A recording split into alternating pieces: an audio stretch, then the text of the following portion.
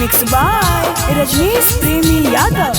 आगे चढ़ते फागुना हमारा दिल, आगे चढ़ते फागुना हमारा दिलावा रह है रूठा रूठ, साक्षी दे रह है रूठा रूठ।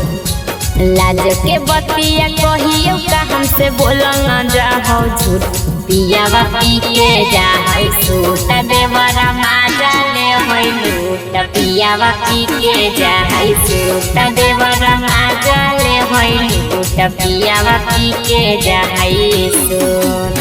चढ़ते फागुना हमारा दिलावा रह है रूठा रूठ, साक्षी दे रह है रूठा रूठ।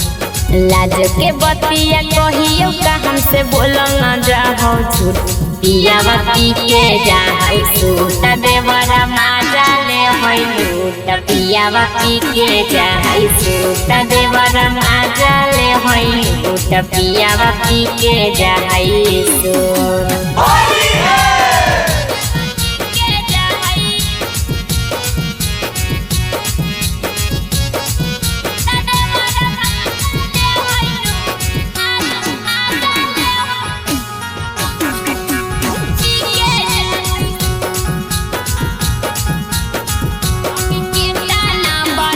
आगे के ताना बतैयो साथी पिया के यह रतिया, रोजे रोजे पी के वही 12 बजे है रतिया, बजे है रतिया। आगे के ताना बतैयो साथी पिया के रतिया, रोजे रोजे पी के 12 बजे रतिया। उल्टा सीधा करे खिसावा जब निसावा जाए टूट, एह करा निसावा जाए टूट।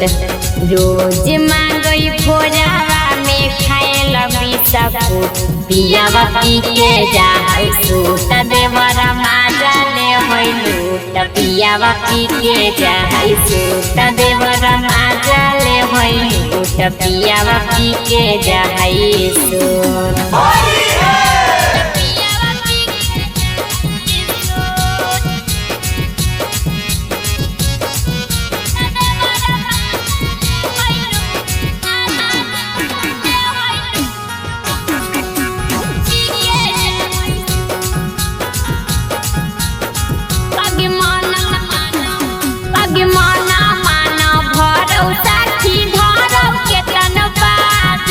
मिल गेलौ पिया पर साथी हमारा राजा,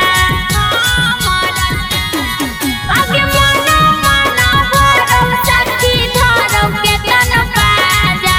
मिल गेलौ पिया पर साथी हमारा राजा।